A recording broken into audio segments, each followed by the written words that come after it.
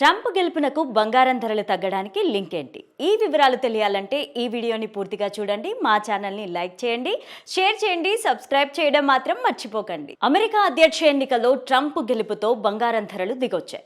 అధ్యక్ష బాధ్యతలు తీసుకున్న తర్వాత ట్రంప్ తీసుకునే నిర్ణయాల ఆధారంగా బంగారం ధరలపైన ప్రభావం ఉంటుందని మార్కెట్ నిపుణులు చెబుతున్నారు.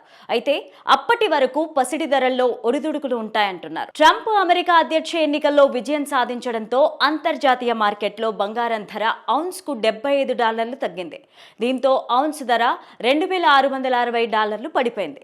అంతకు ముందు రోజు నవంబర్ 5న ఈ ధర $2,746 వద్ద ఉంది. హైదరాబాద్లో 10 గ్రాముల 24 క్యారెట్ల బంగారం ధర 79,100కు పడిపోయింది. బంగారం తరహాలో వెండి ధరలు కూడా తగ్గాయి. కిలో వెండి ధర 92,700కు చేరింది. మున్ముందు ఔన్స్ బంగారం ధర ఇంకా తగ్గి $2,600కు చేరొచ్చని మార్కెట్ నిపుణులు అంచనా వేస్తున్నారు. భారీగా పతనమైన బంగారం ధర 2022 జూలై తర్వాత బంగారం ధరలు నవంబర్లోనే భారీగా పతనమయ్యాయి. 3 వారాల పాటు కనిష్టానికి పడిపోయాయి. డాలర్ సూచి 3% రాణించింది. ఇది డాలర్ బలపడేందుకు సూచికగా భావిస్తున్నారు. పశ్చిమాసియాలో ప్రస్తుతం యుద్ధ వాతావరణం నెలకొనింది. అయితే యుద్ధాన్ని ఆపుతానని ట్రంప్ ప్రకటించారు. పశ్చిమాసియాలోని పరిస్థితులు కూడా బంగారం ధరలపైన ప్రభావితం చూపుతాయి. అమెరికా ఆర్థిక వ్యవస్థ పుంజుకుంటుందని భావిస్తున్నందున పెట్టుబడులు అటువైపు వెళ్తున్నాయి.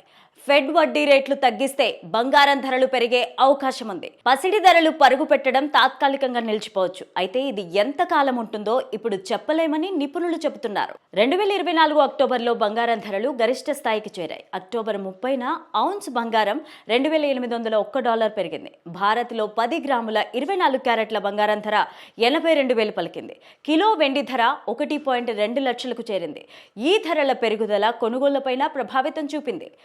ధనత్రయోదశి సందర్భంగా బంగారం కొనుగోళ్లు 2023తో పోలిస్తే ఈ ఏడాది 15% తగ్గాయని అంచనా.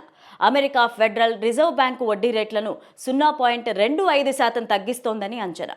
దీంతో డాలర్కు గిరాకీ పెరిగి పసిడి ధరలు పడిపోయాయి.